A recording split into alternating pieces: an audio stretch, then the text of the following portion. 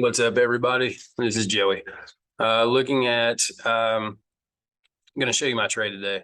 So originally, let's go back to the 15-minute chart. Originally, this morning, I have a bullish bias on the market, but I wanted the markets to come back down and retrace all the way back down into close to this order block. We almost got it. And I kind of wish I had really been a little more aggressive right in here when it pulled away from the 6.2, but I was waiting for that optimal area of the 70 percentile. I was waiting for this spot. I wanted to get a wick down, and on the return of that wick through the 6.2, that's probably where I was going to mark it in. This is the US 30, by the way. Didn't get that, so I ended up watching this entire huge move pop all the way up into here. That's and it is what it is. It takes out these equal highs for the most part. It doesn't close above it, which kind of made me hesitate on my bullish bias. However, what I ended up doing, I went into the 1-minute chart, and this is that wick down that got close to my 62 fib. Didn't get there. We pop up. Don't really break. We broke this structure. We didn't really even, really break other structure that I was really looking at on the higher time frames. But with this move right there, we broke this high, this high, this high, and actually took out the equal highs right in there. And that kind of made me feel pretty good about it, even though this, immediately rejected from that area. I pulled a fib from this bottom of this blue candle right here all the way to the top, and it gave me kind of this, let me pull this out a little bit so you can see those numbers better. So this is the area that I was looking at, this 70 percentile on that fib. Again, looking for that move, this optimal trade entry. Ended up getting it, right?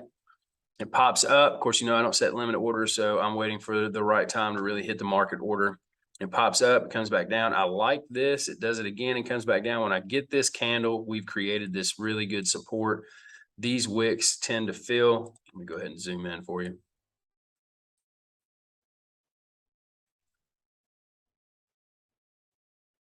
These wicks right here tend to fill.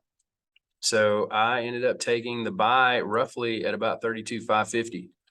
And we popped up. We got a good little spot, a good little move of about $50, which was actually about $100 because I went in with a 2 lot size on the US 30, which is about $2 a point. So this $50 move was about $100, but I was looking at overall up in here, right? This was my target. I was actually looking to possibly take a partial in this area right here where that imbalance is. However, because I went to a 2 lot size and I've only been using 1 lot sizes for the past week, the first week, when it made this move and we cleared some of these highs right here, my stop, which was settled down here on this order block where this move started at, I moved it to about right in there. And that was kind of that was my problem. That's what happened to me. So I ended up, this was the peak. It ends up dropping back down, tagging me out, and then obviously creating the move that it needed to create. So that was really a mismanagement on my part. One, I probably got in with too much of a size. Sorry about that. Probably got in with too much size, which caused me to move my stop a little bit too soon, which caused me to get out of this trade before the move actually happens. And even though it doesn't come all the way up to this target, I would have definitely partialed out into this area and maybe on this wick, if not over in here. We would have taken partials right there, moved my stop to at least break even, probably would have been stopped out right there. But I would have gotten my partials of about 75% out. Anyways, that was my trade this morning. I was actually looking to get back in over here, but decided against it. Kind of glad I did. And here's the reason why. We get this move up. We did not clear these highs, okay? We get an immediate rejection down. Well, now you're probably looking like, well, this is going to be bearish. We get this nice imbalance right in here. and price comes back up. It doesn't really touch in here. We make another attempt to go lower. We do not break this wick. We do not break this wick. This right here to me is the structure, and price stayed above it. We come back up. We do hit the 70% because I pulled a fib here from there to there, and I got my entry in which I wanted to take. And, you know, we've got some pretty good lows right in this area.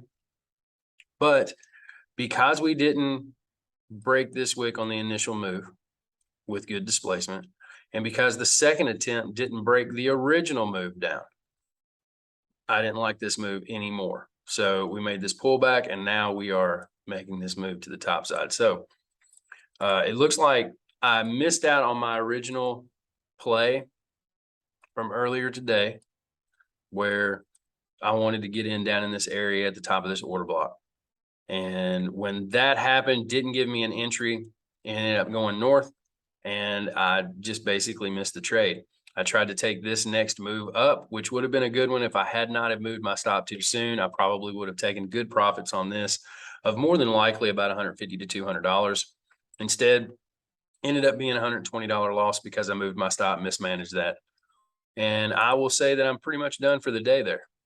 Unless some type of A+ premium setup happens within the next 30 or 45 minutes, I'm probably done for the day. Going to take a $120 loss on the day, and come back tomorrow and hopefully get a better entry. So anyways, y'all have a good day. I'll see you in the morning.